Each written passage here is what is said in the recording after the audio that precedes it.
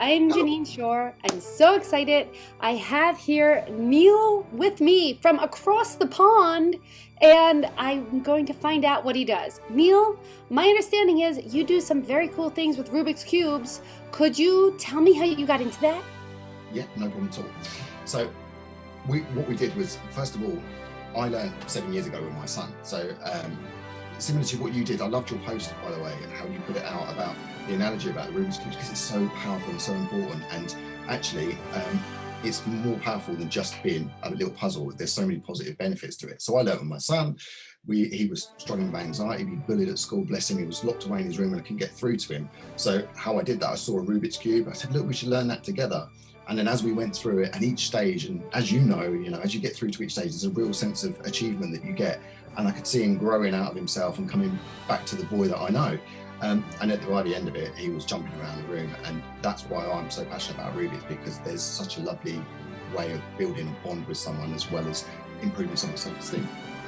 So wait, could you please start that story again? Like, I think I remember you telling me about the story where your son was getting bullied. Is that, or what happened? And he was now stuck in his room. He closed up in his room? Yeah, so unfortunately, it was a tough time. He was 12 years old at high school.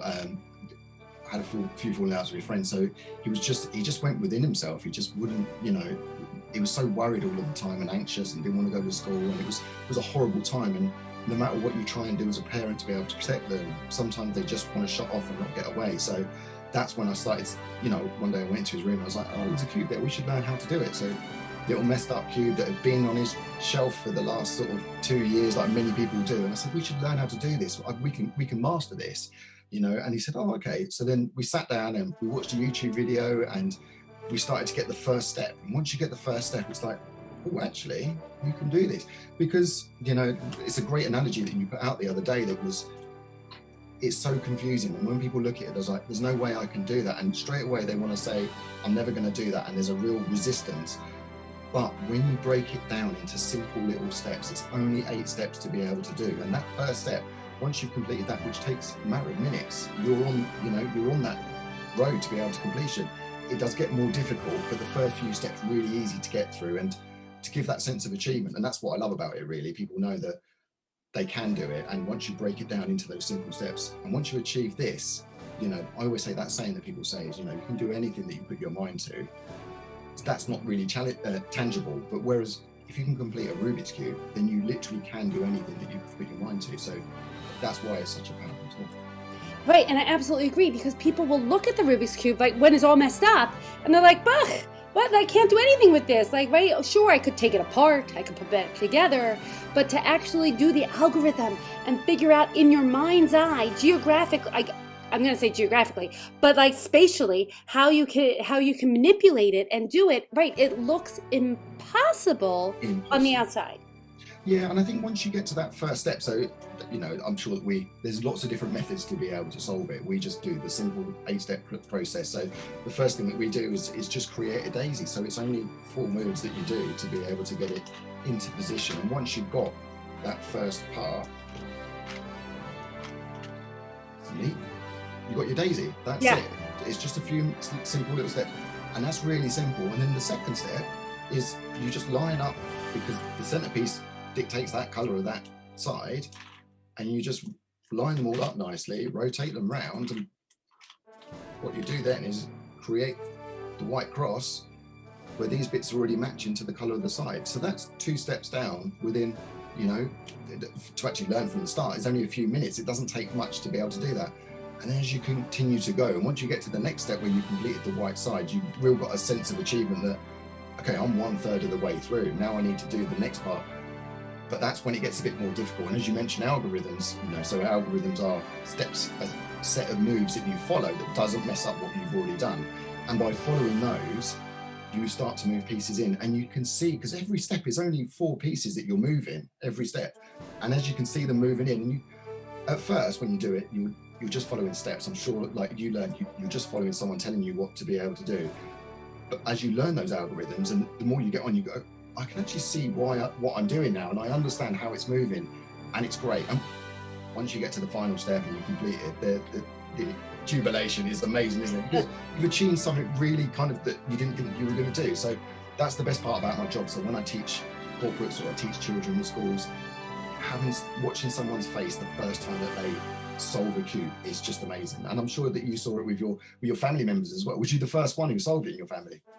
Right, so I was the first one, because my son was the first one to start. He started it and he was having some trouble following it because it's really funny. It took my mind a few days to really understand, like as you said, algorithm just means steps. So for me to really understand what those steps were actually trying to achieve, because if I'm just blindly following it, sometimes I'd mess up. Oh, I'm supposed to turn right, but I turn left, and then right, it doesn't work because I couldn't get it.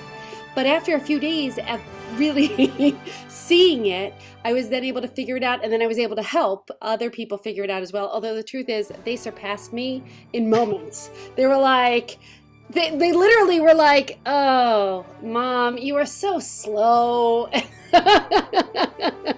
I teach people so when I teach kids in schools, by the end of the session, they're quicker than I am. And I'm all right with that. I don't mind, because actually, I can do one, and I'm proud that I can do one. And I love being able to teach. And a lot of people follow the same processes. Once they get through to it, you want to show everyone. You want to show how great this thing is. Like, not just to show off your own skills, but like, you know that actually the jubilation, the confidence that people get from doing it, it's like, you should be able to do this. You definitely can do it. So it is great. But you're right. And I think kids as well, they just pick it up like that. And before their hands move so quickly that I get lost with where they're going with it. But it is great to see. It is great to see. It is great to see. I completely agree. Let me just ask, because I'm really curious about it. I know we spoke briefly about speed cubers, and you're not, and I completely agree. There's no reason to put so much pressure on yourself to go fast.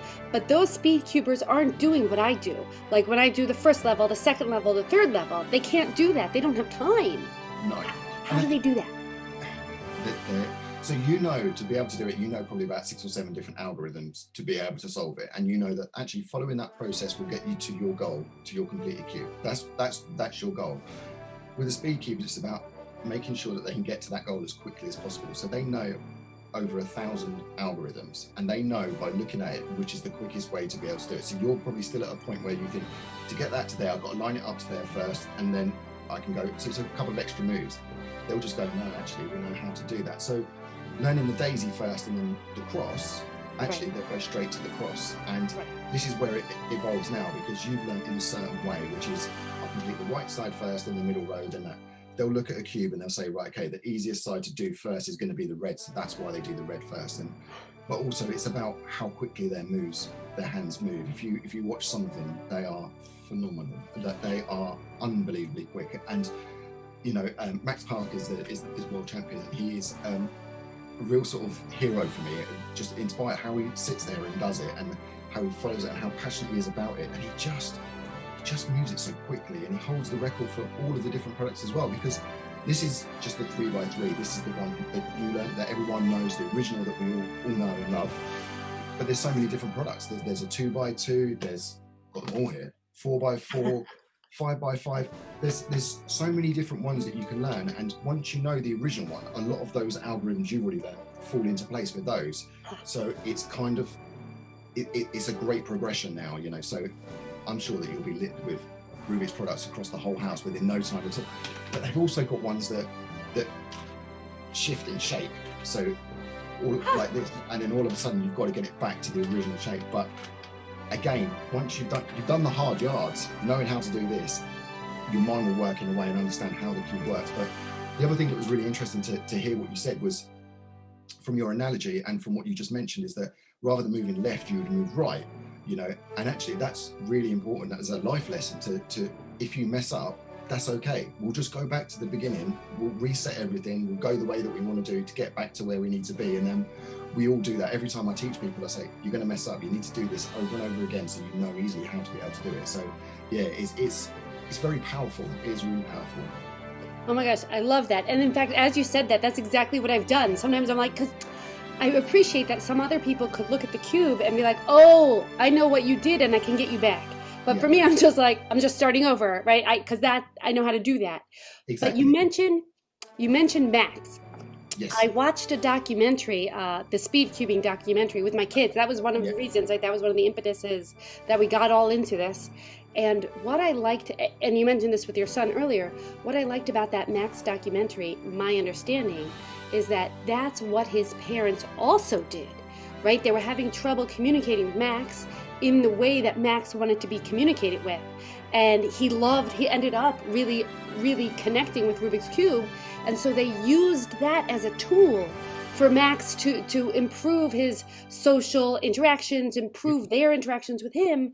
And it was an amazing thing. Like here, he's now all of a sudden become amazing at the Rubik's Cube. He's the top of the world, and he can use that to create connections and relationships with people. Yeah, and that's the beauty. You know, as his parents mentioned in the documentary, he wouldn't be able to be in that situation in a room with lots of people before, and then all of a sudden he's there. You know, and you can see the admiration in his face and how he wants to do so well, and the lovely relationship that he builds with Felix as well. You know, to be able to say, it's such a great. If no one's seen it, they should watch it. It's such a lovely documentary. It's really heartwarming as well, and really impressive actually, because it does bring. One of the things that we find is that it brings those social skills to people. We work with children in special education needs, so we work in schools there. We work with the elderly because. Doing the cube, you know, it's about keeping the mind active. So one of the things we like to promote is around dementia and Alzheimer's, and it's about how can that, you know, keeping the mind active, can it do? We've got a study that's going to be going on soon to look into actually, can the cube benefit people from health reasons? But apart from the actual health side of things, the social interaction and, you know, how people, the self-esteem, you know, the confidence, and that's something that a lot of people need at the moment is, you know, is a bit of hope and a bit of be able to dream as such and say, you know, if I can do this, I can do anything. So it is an amazing, powerful tool. I completely agree. No, I'm just thinking again, like all of the things you just said. First of all, like we think also, like one of my sons wrote a report on the Rubik's Cube, and we went online to see if someone really did say it helps improve your brain. I have to imagine it does, right? There we go. Crossword puzzles help your brain. Like so as you're using your brain, that's helpful. And I love that it's broken down into steps, right? It's not impossible. It just takes a little bit of effort, patience, perseverance, and you go instead. And determination, yeah. Right.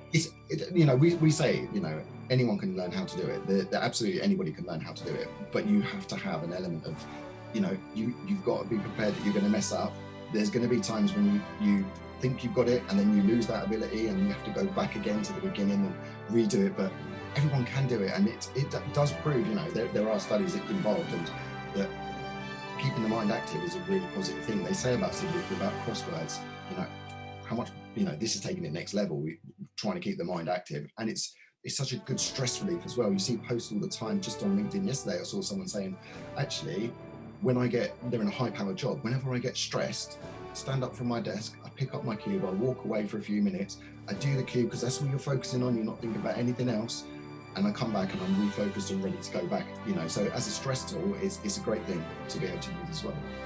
Right, and I've seen it with my kids. They use it sometimes as a fidget spinner, but it's better than a fidget spinner because you're doing something. And and it does, you know, improves logic and mind as well. You know, you're having to think about what you're doing rather than just doing it. It's a great thing to do. And then you start to think about, as we said about speed cubing, when they want to get quicker, which will be in no time at all, I'm sure, with the kids, it's about how can I skip out that step? What steps do I need to mess out to be able to get to that bit quicker? And it does really improve the way that their logic thinks about how and great lessons for life as well. Great lessons. Now, beyond your son, right? Because obviously it really helped out your son. In these corporate, I don't know so much in the corporate setting, but you'll tell me if you have you seen during your classes or your interactions with the kids, have you seen positive results that people have come away with from your lessons? Absolutely. I think, so we do two sides. So we teach the children as well as teaching corporates. So within the corporate environment, we do an hour session. So it's an introduction into the cube. We tell them the bits that they need to know. We show them, we take them through the first few steps, and then we give them the guides and the videos that they need to be able to go on and learn it afterwards. Sometimes we get through the whole cube within the hour till completed, but as you know, you need to spend a little bit of time afterwards making sure you remember the bits that you need. And what we find from there is very similar that, so we work a lot with Google. So Google will arrange a session, so we'll jump on board, and then we'll go through the parts, we'll explain it all. And one of the first questions I say is like, what's your sort of, whereabouts are you? Because we teach them all around the world. Whereabouts are you? And on a scale of 0 to 10, how confident are you about being able to solve this? And 99 times out of 100, people will say between 0 and 5 is their confidence level to be able to do it. Sometimes we go into the minus, which is always a nice challenge for me. But I think by the end of that, you can see that people get it and they understand it. And you can see that colleagues just, as they're explaining, they're putting their cubes up on the screen, their colleagues will be messaging backwards and forwards, and they'll say, you're doing a great job. How did you do that? And they get really into it. And you can see that already that it's building those teams nicely together. And then we get messages afterwards saying, thanks ever so much for teaching us. We've already got an unofficial Google sheet going to who's got the best time. People are playing around, helping each other out. So we started off as a bit of a team building session to be able to get people together whilst they're working apart in these times. And it's just grown from there. And it's just, it's amazing. It's great to be able to teach people as well, as you know, it's a nice thing. Within the children that we teach, we work over lockdown. We've been working with a charity here in the UK called Chums, who deal with children with mental health issues, as well as young carers. So one of the sessions we run was for carers. So they're young carers who are either caring for a sibling or for a parent who've got medical conditions that are unable to go outside of the house during, wouldn't be able to in lockdown anyway, but their isolation. So there's a lot of isolation that happens for them as well. So we just gave our time up to be able to teach them, and you could see them actually really enjoying the session. It was a break from the norm, a break from everything else going on in their world, and they could just sit and focus on doing the cube. And we took them through the 3x3 in 6 weeks, just an hour a week, half an hour of actually doing the cube, half an hour of having a bit of a laugh and a bit of a joke around. And then they were like, what's next? No, we don't want this to end. It was like, well, we'll go on to the next product. And Rubik's are really good as ambassadors. They support us with, especially with projects like this, to supply us with cubes. So we taught them the 2x2, the 4x4. We went through the edge as well. And it just grew and grew and grew. And then we had competitions, and it's just, there's so much fun that you can have with it. And you can see that the feedback that we get from the parents is like, they couldn't wait. You could see them coming out on themselves. They were confident in themselves. Their social skills, the way they were engaging with other children as well, because you're all on a level playing field, no one's really knows how to do it. And how do you helping other people is a great thing to be able to do. And chatting backwards and forwards, you could just see that socially they were coming out on themselves as well. And it was a great time, actually. It was really nice to be part of that. That's amazing. And so we can include the link. We'll include the link to Chums underneath the thing. Yeah. Them getting to help each other. Like, it's so funny when you're in the middle of something horrible, like not horrible, like especially if it's a consistent thing. If you're in the middle of something that is difficult, to be able to get outside of yourself and help someone else changes your whole perspective, because you're thinking, oh my gosh, I'm in this, and this is all I've got right here, and it might even feel like a pit. But if all of a sudden, and it's such a simple thing, they get to do the cube, and they just learned it 5 seconds faster than someone else, so now they can help that person. Yeah. And I think that's the other thing as well, is that, as you know, step 1, you may breeze through it, whereas your son may have struggled with it. Step 2, he's going to breeze through it and you're going to struggle through it. So it kind of works in a nice way that actually you can help him, he can help you. And it's the same with the children that we teach, and it's great. But it is about just reassuring constantly as well. It's like, because you get to that point, it's like, I'm never going to be able to do this. It's like, you can just put it down, walk away, come back to it, and we'll start again. And the next lesson is a different attitude, and but it is great. And I think that's where the real powerful part of the cube comes, the social interaction around getting people to talk to each other, getting people to help each other, support each other, and just getting those conversations going as well. So it is, again, it was a lovely thing to be part of, and we still work with them now and still continue to do it. So it's great. That's beautiful. Oh, I love it. Okay, is there anything I didn't ask you that you want to share? No, it's I want to ask you, when are you going to move on to the next products? When can we send you some of these? Oh. We'll send you and get the family involved. It'll be great. But thank you ever so much for your time. I appreciate it. I love the Rubiks. I'm in a fortunate position where I'm able to teach people. I work directly with Rubiks, and I am literally living the dream doing this, because it, as we just said, it's so rewarding to be able to teach people and see that smile on their face when they complete it. So I appreciate. I can talk about this all day long. So thank you for giving me the opportunity. It's much appreciated. I didn't ask you, and I want to ask is, what does an ambassador mean? Rubik's ambassador. What does that mean? So we're brand ambassadors. So we fortunately get the clothing and some nice brands, but we represent them. We represent them, so whenever there's anything they need to do, like we did a world record attempt with them, we honour the brand. We're ambassadors for it. We get to teach people, show people. There's a range of ambassadors out there, some hugely talented people, hugely talented. So the mosaics, when they create, they'll take 1,000 cubes and put them into different shapes to be able to create pictures. Phenomenal work that they do, so that's amazing. There are people who speed cubers, so we work with a lot of the speed cubers. Max is an ambassador, and lots of others, and it's a nice community. There's entertainers, magicians, loads of different people who create amazing stuff, all available on Rubik's website. Just go and check them out, because they're really talented and do some great work. That's the next level for you to be able to do as well. What's you can learn from them. I'll go look. That sounds that. Thank you for offering that idea. I'm going to go see it. Oh, my kids are going to be so happy. Okay, so Neil, thank you so much. Spending this time with you. The truth is, I have got more questions because I'm like, oh my gosh, are you friends with Max? Are you friends with Max? I wish I was. He's a hero. I think if I ever met him, I would be like starstruck, because he's such an inspiration as well. So yeah, but no, I'm not friends with. But a lot of the ambassadors here in the UK, we all get together, we all work on events together. So, but yeah, hopefully meet him soon. Nice. Oh, so nice. Okay, very good. Thank you so much. Thank you so much for spending the time. And I look forward to hearing more, seeing your more content coming up and finding out more about the Rubik's Cube. Thank you so much. Thank you. Lovely to meet you.